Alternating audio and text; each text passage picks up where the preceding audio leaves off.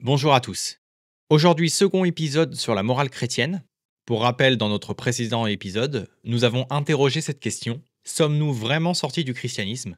Car si beaucoup se disent athées, nombreux sont ceux qui, sans le savoir, continuent de penser et de vivre selon une morale façonnée par le Christ. Et cette morale chrétienne, que l'on croit avoir abandonnée, irrigue encore nos idéaux modernes, que ce soit l'excès du souci des faibles, l'amour du prochain et l'éloge de la justice. Cela, toujours dans des formes pluviles, dénuées de toute spiritualité. Mais la différence cruciale que nous avons observée avec les modernes, c'est qu'ils essayent de réformer le monde, contrairement à ce que proposait Jésus. Lui ne cherche pas à rendre justice aux martyrs dans l'ordre terrestre. Il condamne ce monde, qu'il considère comme irrémédiablement entaché par le péché. Ce qu'il promet en revanche, ce n'est pas une victoire ici-bas, mais une grâce dans l'au-delà, dans un royaume immatériel. Il ne s'agit donc pas de réparer le monde, mais de le dépasser. De même, Jésus prend pitié de l'esclave, mais il ne cherche pas à briser ses chaînes. À aucun moment le Fils de Dieu ne prophétise une révolution sociale. Tout ce qu'il fait, c'est de constater l'ordre établi, mais de le mettre face à une perspective supérieure. Il n'offre donc aucune justice ici-bas, mais la consolation d'un salut dans l'au-delà. Pour lui, la souffrance devient mérite, et l'humiliation en promesse de gloire céleste. Ainsi, même lorsque nous rejetons Dieu, nous restons héritiers d'un regard chrétien sur la souffrance, sur la morale et aussi sur le salut. C'est là que Nietzsche est pertinent. Il l'avait bien vu. Nous avons tué Dieu, mais nous vivons encore dans son ombre. Et tout n'est pas aussi simple. Refuser l'Église ne suffit pas à sortir du christianisme, tant que ses valeurs continuent de structurer notre sens du bien. Mais aujourd'hui, on va aller plus loin. Que signifie vraiment penser et vivre sans Dieu? Est-ce que l'homme, dans ses défauts, peut vraiment construire une morale affranchie du ciel? Faut-il reconnaître que notre idée, même de l'homme, est née dans une promesse divine? À l'heure où l'héritage chrétien vacille, une question demeure. Faut-il encore croire pour être humain? Ou faut-il cesser de croire pour devenir libre?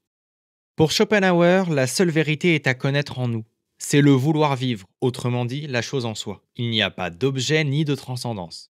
Et, par ailleurs, il ne croyait pas en un Dieu personnel, ni en une religion. Pour lui, le monde n'a aucun sens ultime. Il est simplement l'expression d'une volonté aveugle et qui perpétue la souffrance de l'espèce humaine. Au regard de cette vision tragique de l'espèce humaine et de son sort, il admirait le bouddhisme pour son renoncement, mais pas pour sa spiritualité, et rejetait toute idée de salut ou de vérité révélée. Le russe Tolstoï comprend parfaitement Schopenhauer. Mais au lieu d'en tirer un pessimisme radical ou un renoncement total au monde, il choisit de réaffirmer une forme de christianisme, plus éthique que dogmatique, plus vécu qu'institutionnel. Dans Ma Confession, publiée en 1879, après les succès de Guerre et Paix et d'Anna Karénine, l'écrivain russe conte sa crise spirituelle, qui est survenue au sommet de sa gloire littéraire. Dans ses textes, il y décrit de façon personnelle le vide existentiel qui l'a envahi malgré le succès, mais aussi sa tentation du suicide et sa lente remontée vers une foi chrétienne, foi personnelle, simple, fondée sur l'amour et le sens moral.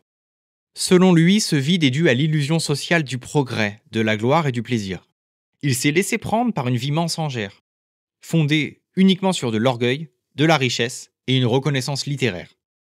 Pour Tolstoï, l'illusion du progrès désigne la croyance selon laquelle l'humanité avance nécessairement vers un avenir meilleur, et cela grâce aux sciences, aux techniques, même à la culture et au confort matériel. Il critique cette idée très répandue au XIXe siècle, car selon lui, elle masque le vide spirituel et l'oubli des questions essentielles. Cette idée est très séduisante, et il affirme s'être laissé piéger dans cette illusion. Il a cru que la réussite sociale, mais aussi la gloire, ou le plaisir suffisait à donner un sens à l'existence. Malheureusement, ça ne suffit pas.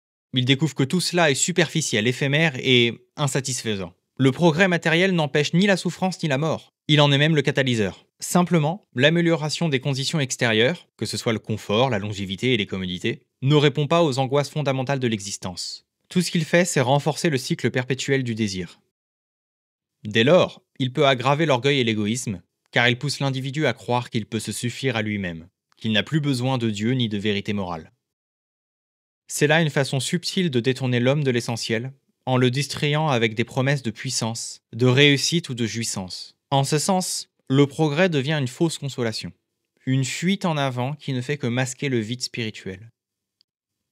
Pour Tolstoï, tant qu'on ne répond pas à la question du sens, aucun progrès ne peut combler ce vide. Seul face à ses tourments, il veut un sens à la vie, pas une extinction du vouloir. Contrairement à Schopenhauer, il croit qu'il existe une rédemption dans ce monde. Certes, il dresse les mêmes constats, mais ne tire pas les mêmes conclusions. Et pour ce qui est de la pensée du philosophe allemand, j'en parlerai dans un prochain épisode.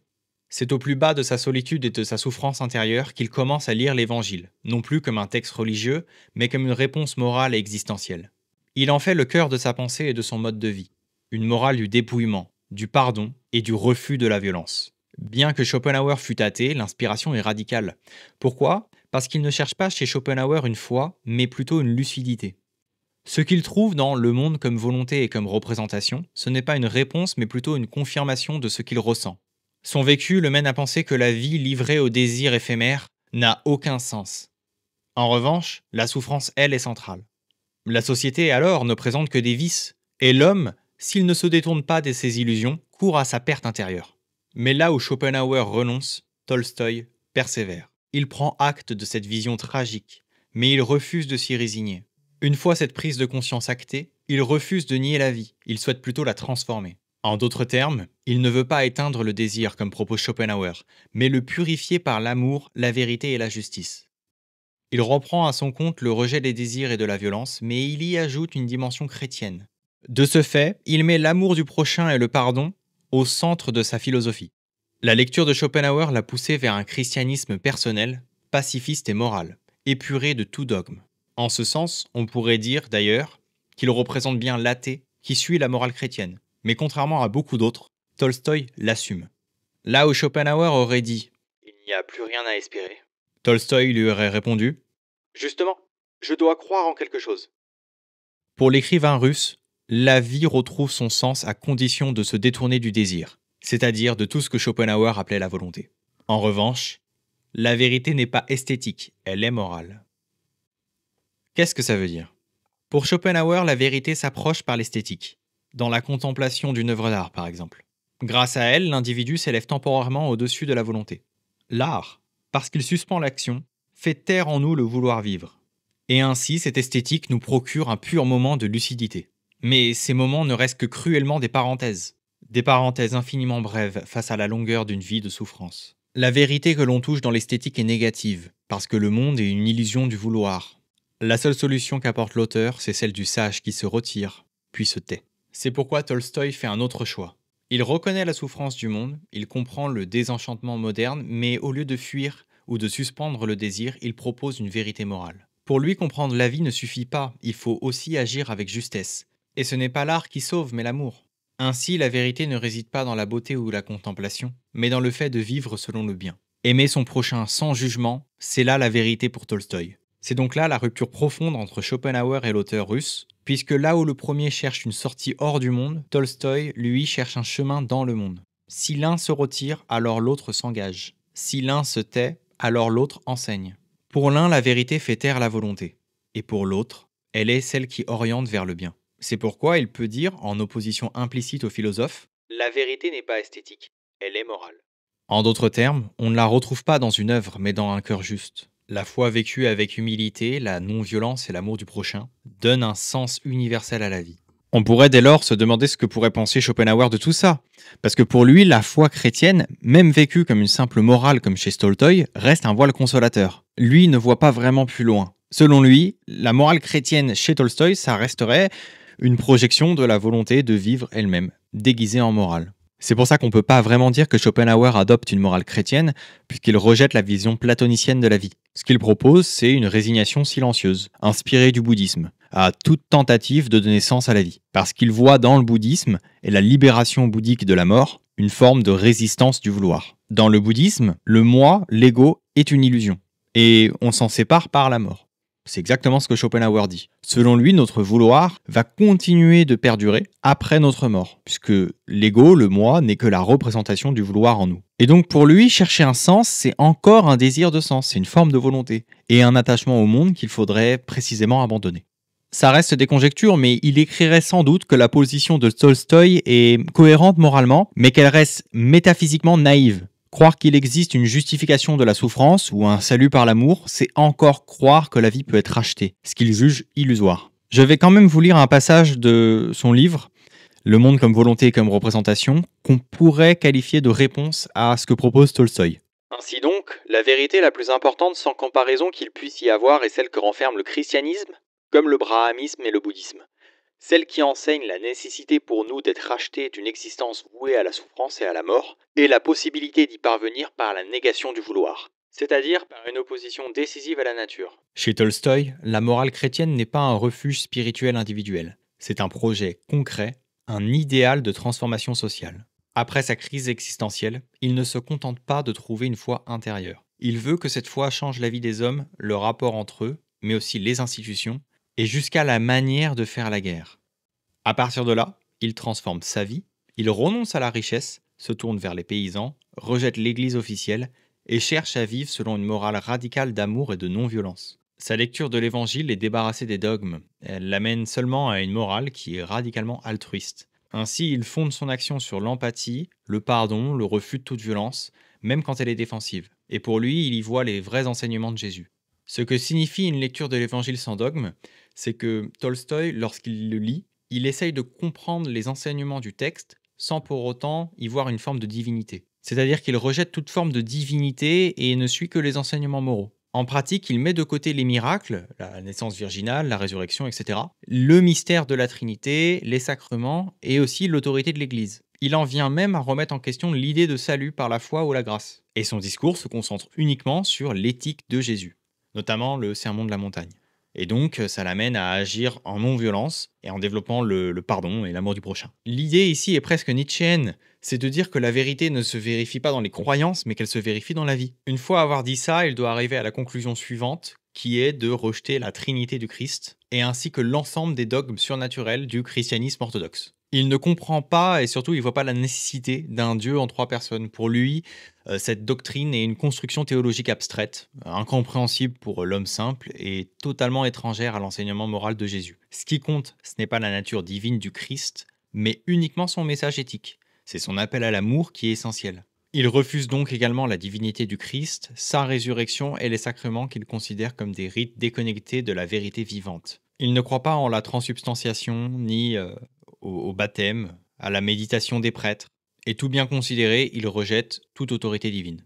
On peut se demander pourquoi suivre l'enseignement du Christ sans qu'il soit une autorité divine. Eh bien, pour lui, ce n'est pas la divinité de ce dernier qui fonde l'autorité de son message, mais plutôt la vérité de morale universelle qu'il contient. Il ne s'agit pas là de croire en Jésus parce qu'il est Dieu, mais de reconnaître la force de sa parole par la raison, par l'expérience intérieure et par sa cohérence avec la conscience. Il considère que son enseignement éthique est vrai par lui-même et qu'il n'a pas besoin d'une vérité divine pour être justifié. Il mène à une vie juste, paisible et libérée de la haine et de la peur. Pour résumer, Tolstoï veut une foi rationnelle et vivante. Faire ce que l'on sait être juste. En ce sens, il rejette toute idée d'impératif moral, mais préfère une morale de la compassion, une morale plus intérieure, qui germe dans les profondeurs de l'inconscient, pour se manifester avec authenticité dans le monde. Donc pour Tolstoï, on ne suit pas Jésus parce qu'il est Dieu, mais parce qu'il enseigne quelque chose de juste, de clair et immédiatement reconnaissable par la conscience humaine. Ce qu'il dit est si profondément vrai et radicalement bon que cela suffit. Il transforme le christianisme et n'en fait pas une religion de croyance mais une morale active. Il ne cherche pas à comprendre qui est le Christ dans sa nature divine, mais plutôt ce qu'il propose comme mode d'existence. Le suivre, c'est répondre à un appel éthique et non à aucune obligation religieuse. Pourtant, un autre Russe du nom de Dostoïevski ne l'entend pas de la même façon. Selon lui, Dieu ne peut être absent sans que l'homme ne se perde entièrement. Et c'est une idée qu'il développe dans les frères Karamazov. S'il est un roman où Dostoïevski affronte frontalement la question de Dieu, de l'athéisme et des conséquences morales, c'est bien les frères Karamazov. Ce n'est pas une œuvre apologétique au sens religieux, mais une plongée vertigineuse dans les profondeurs de l'âme humaine, confrontée à l'absence de sacré. Ce que l'auteur cherche à comprendre, c'est ceci. Que devient l'homme lorsque Dieu s'efface? Est-il enfin libre ou bien livré à une liberté sans repère, qui finit par le détruire? C'est le personnage d'Ivan Karamazov qui cristallise cette interrogation avec le plus de force. Ivan est un athée convaincu, mais c'est aussi un athée tragique. Il ne nie pas Dieu par désinvolture, mais par une révolte. Il ne supporte pas l'idée d'un monde où des enfants souffrent, où le mal est permis, même si une harmonie supérieure devait en découler. Il rejette donc un Dieu qui justifie l'injustifiable. À partir de cette révolte, il prononce la célèbre phrase « Si Dieu n'existe pas, tout est permis ». Ce que l'auteur avance ici n'a rien d'un paradoxe lancé uniquement pour provoquer, c'est le dévoilement d'un basculement silencieux. Lorsque toute idée de Dieu se retire, lorsque plus rien ne surplombe l'homme, les repères qui semblaient tenir commencent à se délier. Ce qui orientait les choix ne repose plus sur une nécessité, mais sur l'usure des habitudes ou le poids de ce qu'on croit avantageux. Le bien ne trace plus de lignes claires, et le mal ne suscite plus de refus immédiat. Tout devient disponible à ceux qui cherchent à s'imposer. Si cette pensée, d'abord tenue à distance dans le champ de la réflexion, finit par gagner l'espace intérieur, elle ne laisse plus rien intact. C'est ce glissement que le roman fait apparaître. Ivan interroge sans conclure, il retire Dieu du monde sans mesurer jusqu'où ce retrait peut s'étendre. Smerdiakov reçoit ce discours non comme une idée à discuter, mais comme une ouverture. Fatalement, il tue leur père sans nécessité immédiate, avec la conviction que rien ne l'interdit vraiment. Ce qu'il fait ici n'est plus soutenu par une raison, mais rendu possible par l'absence de ce qui, jusque-là, retenait. Ce n'est ni le raisonnement, ni la passion qui gouverne son geste, mais un vide qui ne renvoie plus à aucun ordre. L'idée, en se détachant de celui qui l'a pensée pour entrer dans celui qui la met en œuvre, a changé de nature. Elle n'a plus besoin d'être justifiée, elle agit seulement. Sans Dieu, il n'y a pas d'absolu.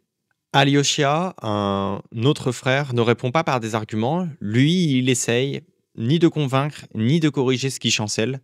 Il se contente d'être là, sans bruit et avec une douceur qui ne s'explique pas. Il ne s'oppose pas à l'absence par un raisonnement, mais par une manière d'habiter le monde sans le blesser. Il traverse la douleur sans la fuir. Il offre sa présence, sans rien demander. Il choisit en fait de laisser l'amour faire son œuvre dans le silence. Pour l'auteur, c'est là que Dieu demeure. Non dans un concept, mais dans ce lien fragile qui continue de retenir l'homme au bord de l'abîme. Dieu n'est pas une théorie à démontrer. Il est ce qui rend possible le geste qui révèle, la parole qui rend la faute pardonnable, la force invisible qui empêche l'effondrement d'aller jusqu'au bout. On peut en conclure que les frères Karamazov ne sont pas une preuve que Dieu existe, c'est une démonstration romanesque de ce qui arrive quand il n'existe plus. En conséquence, on a coutume de penser que les frères Karamazov s'achèvent sur une note d'espérance dans laquelle Alyosha, en tant que figure lumineuse de la foi, réunit autour de lui les enfants en deuil et leur adresse un message de fraternité. Mais alors que tout semble indiquer une clôture apaisée, ce n'est pas la fin que Dostoïevski avait véritablement envisagée. Dans ses notes préparatoires, il avait projeté une suite du roman, une œuvre qui devait porter le nom significatif de « La vie d'un grand pêcheur ». Et ce grand pêcheur, c'était Alyosha lui-même. Non pas un autre homme, mais bien ce jeune moine. Dès lors, l'auteur, fidèle à sa manière de sonder les profondeurs de l'âme humaine, voulait le faire descendre du cloître vers le monde réel, celui des passions politiques, des illusions révolutionnaires et de la souffrance moderne. On ne peut que supposer, mais sûrement qu'Alyosha n'aurait pas été détruit, mais plutôt mis à l'épreuve. Il aurait chuté gravement, et dans cette chute, dans cette confrontation au mal réel, il aurait pu peut-être accéder à une foi plus profonde, moins idéale mais plus vivante, à la manière d'un Tolstoï. Car Dostoïevski ne croyait pas aux vertus préservées de l'épreuve. Il ne croyait qu'à la fois éprouvée et ravivée dans le feu du doute. Cette suite, malheureusement, ne verra jamais le jour. Mais elle laisse entrevoir ce que l'auteur cherchait encore à dire.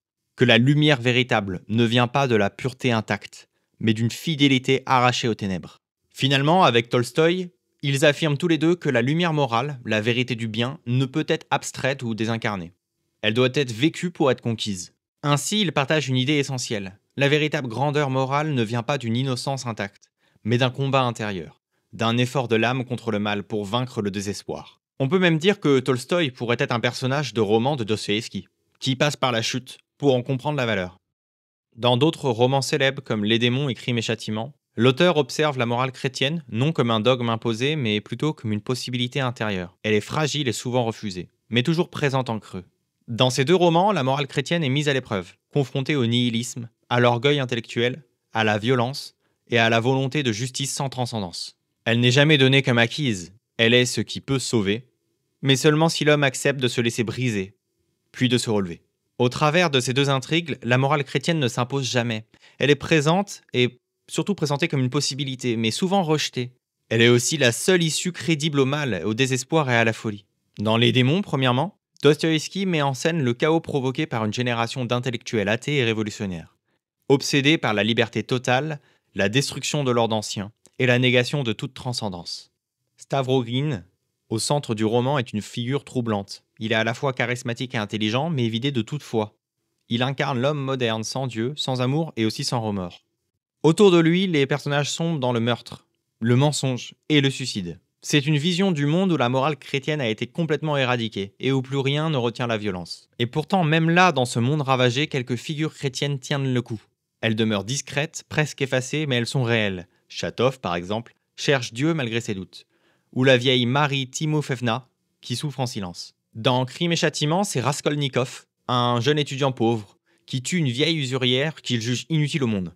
Il veut prouver qu'il est extraordinaire et surtout au-dessus de la morale ordinaire. Un homme qui peut transgresser la loi pour un bien supposé supérieur. Il se considère lui-même comme le surhomme. Mais en vérité, ce meurtre le ronge. Il ne trouve ni grandeur, ni liberté, mais seulement de la culpabilité. Il sombre dans l'isolement et un vestige intérieur. Ce qu'il croyait conquérir devient un enfermement dans le silence et la solitude. Quelque chose en lui vacille sans relâche, comme si le geste, au lieu de l'affranchir, l'avait séparé de tout. Et c'est alors qu'au plus bas, une autre présence surgit de sa vie. Cette femme, Sonia, ne vient pas avec des réponses. Elle ne tend aucun discours, elle ne s'abrite derrière aucune certitude. Elle s'approche sans forcer, portée seulement par cette manière de rester présente quand tout se dérobe. Elle ne cherche pas à comprendre ce qu'il a fait, elle ne tente même pas de le racheter. Elle accepte d'être là, dans l'ombre de ce qu'il porte. Et c'est cette présence, si simple qu'elle semble irréductible, qui finit par ouvrir en lui une faille. À la fin du récit, il se rend compte de ce qu'il a fait. Il accepte la punition et commence le chemin de la rédemption. La morale chrétienne apparaît donc comme un appel muet mais constant, qui ne condamne pas, mais qui attend le retour de celui qui chute. En somme, rien n'est binaire. Dostoïevski met en scène la profondeur remarquable de l'esprit humain. Il ne construit jamais de système binaire, où l'on aurait d'un côté les croyants soumis au dogme, et de l'autre les esprits libres, affranchis et rationnels. L'intelligence n'exclut pas le besoin de grâce, et la souffrance peut autant faire fuir Dieu que le ramener. Chez lui, le croyant est souvent tourmenté, et l'athée n'est jamais totalement serein. Les hommes sont fragiles, d'abord parce qu'ils sont conscients.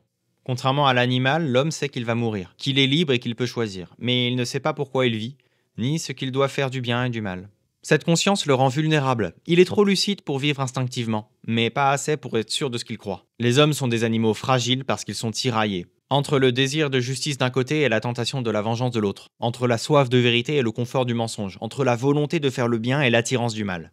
Ils sont divisés en eux-mêmes, et même ceux qui veulent faire le bien trébuchent. Même ceux qui nient Dieu cherchent un sens. La grandeur humaine est dans ce tiraillement, mais la souffrance également. Les hommes sont fragiles parce qu'ils sont capables d'amour, mais aussi de haine. Parce qu'ils peuvent tout donner, mais aussi tout détruire. Parce qu'ils veulent être libres, alors qu'ils redoutent la solitude. Dostoïevski, comme Tolstoï, le montre. L'homme n'est pas un être rationnel ou croyant par nature. Il est un être brisé, qui cherche, qui tombe, mais surtout qui espère. Sa fragilité, c'est sa condition, mais aussi peut-être sa plus grande beauté. Elle est loin de le diminuer, elle dit simplement qu'il peut être atteint, qu'il ne se suffit pas à lui-même et qu'il cherche parfois sans savoir exactement ce qu'il espère trouver. C'est elle qui laisse passer le doute, elle permet à la douleur d'entrer sans tout ravager, et rend possible un mouvement intérieur qui ne suit aucune règle. Celui qui accepte de ne pas se renfermer peut devenir autrement, reprendre contact et faire place à ce qu'il n'attendait pas. Ainsi, il ne s'installe pas dans son propre vouloir, il avance dans le manque, et s'ouvre à une présence qu'il ne maîtrise pas. C'est dans cette ouverture qu'un lien peut naître, qu'un visage peut se tourner vers un autre sans calcul, qu'un souffle peut retenir ce qui allait se briser. Dès lors, on peut se demander que serait alors un être non fragile. À l'inverse de l'être fragile, il est totalement sûr, invulnérable et surtout toujours cohérent. Il serait donc fermé. Un être invulnérable ne plierait pas sous le poids de ce qu'il traverse, parce qu'au fond de lui, il ne ressentirait rien. Rien ne pourrait l'émouvoir, ni le déstabiliser. Ce qu'il croiserait ne le toucherait qu'à la surface. Il pourrait avancer droit, sans fléchir, mais ce serait une machine sourde, une force vide qui avance comme un robot. Il n'aurait pas besoin de justice puisqu'aucune injustice ne l'atteindrait. Il n'irait pas non plus vers l'autre puisque rien ne pourrait le combler. Et il ne connaîtrait pas l'amour autrement que comme une forme d'assurance, jamais par manque de ce qu'il n'a pas. Le message ici, c'est que tout être humain demande qu'une brèche existe quelque part. Pas une blessure volontaire, mais plutôt un espace par lequel le monde peut entrer. Sans cette ouverture, il n'y a pas de dialogue possible, aucune relation et surtout aucun accueil. Ce qui nous fait vivre ne vient jamais d'un bloc. Ça vient d'un tremblement qu'on accepte de ne pas refermer trop vite. La fragilité, c'est ce qui fait de nous des humains. Nous ne sommes ni des dieux ni des bêtes. Alors, qu'en faire ? Chez Tolstoï, elle appelle l'amour. Chez Dostoïevski, elle appelle Dieu. Tous deux, à leur manière, voient dans la faiblesse humaine un point d'entrée pour le bien, la grâce et la vérité. Les penseurs modernes qui refusent la foi veulent parfois garder ce que la religion portait en elle. Ils rejettent l'idée de Dieu, mais tentent de préserver un sens de la justice. Ils parlent encore de la dignité ou d'humanité, mais leurs mots flottent sans ancrage. Ils espèrent sauver la morale alors qu'ils ont ôté ce qui la rendait possible. Ils veulent une bonté qui ne perçoive rien au-delà d'elle-même. Comme le montre Dostoïevski dans Les démons, chasser Dieu ne rend pas l'homme libre, il le rend dangereux, surtout quand il veut prendre sa place. Celui qui détruit le maître en pensant le remplacer devient non pas un libérateur, mais plutôt un démiurge. Il refuse sa position d'homme et croit pouvoir le recréer, et ainsi fonder une nouvelle société, un nouveau bien. Mais ce qu'il oublie, c'est qu'en l'absence de transcendance, il n'y a plus de limite à ce qu'on peut justifier au nom du bien. Même le meurtre, le mensonge et la terreur. Quant à Raskolnikov de Crime et Châtiment, il tue pour essayer. Il souhaite simplement voir s'il peut devenir ce surhomme affranchi de la morale. Mais il découvre qu'on ne tue pas. Enfin, si on tue, mais on ne tue pas impunément. Si on doit revenir en France, on peut s'intéresser à Camus, qui, quant à lui, comprend cette frustration. Mais il refuse de jouer à Dieu. Camus ne cherche pas à imposer une nouvelle vérité, il choisit de rester dans le silence de l'absurde, et d'y vivre avec dignité. Il refuse les grands systèmes qu'on lui offre, les utopies, les absolus violents. Ce n'est pas un athée orgueilleux comme beaucoup d'autres. Lui, il reste humble. Il a compris que toute tentative de créer un bien absolu finit par engendrer également un mal absolu. Le problème n'est pas d'être athée, mais plutôt de croire qu'on peut sans Dieu créer une morale universelle par la seule force de la volonté humaine, et qu'il suffit pour cela d'abandonner toute forme de dogmatisme religieux. Pourtant, sans limite supérieure, la volonté du bien peut devenir une volonté de puissance, et la justice sera là un prétexte pour dominer. Camus, lui, ne fait aucune promesse. Il ne croit pas en la rédemption, puisqu'il ne croit pas à une vérité qui vient d'en haut. Pourtant, il regarde cette même fragilité et cette même conscience douloureuse du mal et du non-sens, mais il n'y voit pas de beauté divine, mais plutôt une plongée dans l'absurde. L'absurde est un concept central chez Camus, et c'est cette idée qu'il y a un divorce entre ce que l'homme attend du monde et ce que ce monde lui offre. Et le monde n'a pas grand-chose à lui offrir à part le tragique de son existence. L'homme demande un sens, et l'univers ne répond pas. L'homme a besoin d'amour, et c'est pour ça qu'il essaye par la religion de combler ce vide. Mais justement, là où beaucoup concluent que sans Dieu tout est vain, Camus refuse cette fuite. Il ne croit pas que l'absurde mène au désespoir.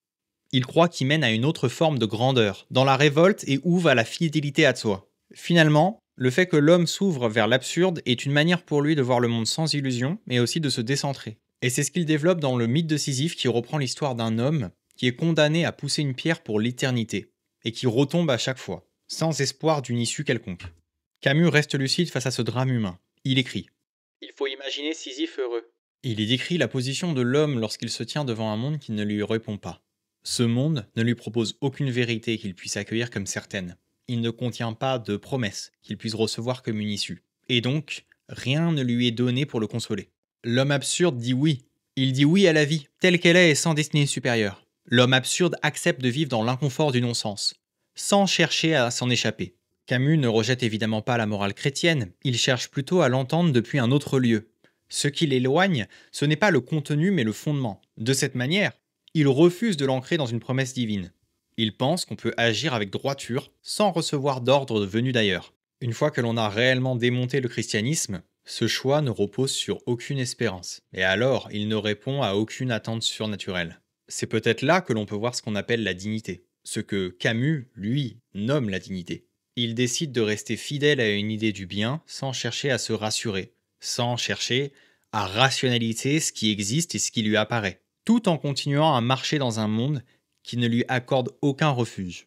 L'auteur reconnaît la puissance de la morale chrétienne, mais ce qui l'empêche de l'adopter, c'est qu'elle repose, selon lui, sur une promesse qui dépasse ce monde. Elle suppose qu'il existe une dualité. Il existe une vérité à laquelle l'homme doit se soumettre et un ordre qui le dépasse et dans lesquels ses actions présentent un sens. Contrairement à ce que propose le christianisme, il ne croit pas qu'il existe une vérité hors de l'homme. Et il ne croit pas non plus que le bien ait besoin d'être garanti par une autorité supérieure. Ce n'est pas la morale en elle-même qu'il rejette, mais l'idée qu'elle doive être justifiée par quelque chose d'extérieur à la condition humaine. Pour lui, ce qui donne de la valeur à une action, c'est le fait de la choisir librement et en pleine conscience de l'absurde. Il ne veut pas que le bien soit dicté, il veut qu'il soit voulu, il veut qu'il soit affirmé, et surtout, affirmé sans illusion, et aussi sans nécessité supérieure, à part à la condition humaine. C'est là qu'il se sépare du christianisme, non par hostilité, mais plutôt parce qu'il veut que l'homme demeure responsable dans ce qu'il fait, sans se reposer sur une vérité déjà donnée. Camus et Nietzsche partent du même constat. Si Dieu n'existe pas, alors les valeurs ne tiennent plus d'elles-mêmes.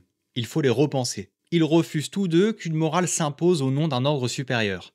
Mais leurs réponses sont différentes. Nietzsche, d'abord, veut que l'homme crée ses propres repères. Il refuse l'héritage chrétien qu'il considère comme un affaiblissement, et donc pour lui, il faut trouver un élan plus profond, capable d'affirmer la vie sans culpabilité. Camus, ensuite, ne cherche pas à fonder une morale. Il préfère rester fidèle à une certaine idée de la justice, même s'il n'y croit pas pleinement. Il agit parce qu'il refuse de se soumettre à ce qui détruit. Il n'espère rien, mais c'est pas pour autant qu'il se déclare vaincu. À l'instar de Nietzsche, Camus cherche comme Sisyphe une manière de tenir. En fait, il ne cherche pas à fuir ce qui l'entoure et il ne se résigne pas non plus à disparaître dans le silence. Ce qu'il veut, c'est regarder les choses en face sans inventer de refuge pour adoucir ce qu'il voit. Et c'est là, je pense, que devrait être la place de tout athée, de préférer rester dans un monde, même s'il ne peut s'appuyer sur aucune vérité qui le rassure. Et la vérité, on l'a vu, c'est qu'on aura beau rationaliser tout ce qu'on veut, sans Dieu, il y a toujours quelque chose qui reste sans réponse. Et le fait de tenir ne vient pas d'une promesse, mais plutôt d'un engagement à ne pas se détourner. Il donne un exemple assez intéressant avec le personnage de Don Juan, qui illustre ici le séducteur, et il n'est pas seulement celui qui collectionne les conquêtes. Ce qu'il cherche, il ne trouve pas dans la fidélité éternelle, ni dans une vérité à laquelle il devrait se soumettre. Ce qu'il fait alors, c'est avancer d'un visage à l'autre sans ne rien promettre. En faisant ça, il ne triche pas avec les autres, ni même avec le temps. Il se donne au moment qui s'ouvre devant lui, sans attendre qu'il le sauve. Et c'est justement parce qu'il sait que tout est limité et que chaque amour compte, qu'il refuse de promettre. En vivant ainsi dans la répétition et dans l'intensité, il n'attend plus de salut. Il ne cherche pas non plus de justification morale ou religieuse. Don Juan incarne parfaitement l'homme absurde dans le registre du désir. Son homologue Sisyphe, lui, l'incarne dans le travail. En somme, Don Juan chez Camus est nietzschéen par son affirmation, et schopenhauerien par sa lucidité sur le désir.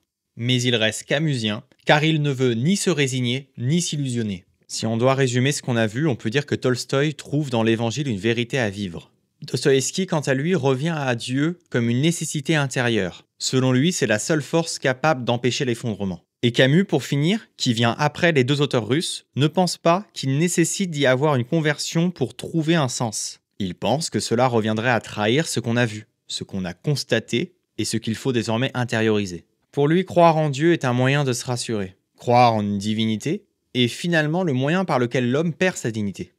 Il perd sa dignité puisqu'il est incapable de rester courageux face au silence de l'existence.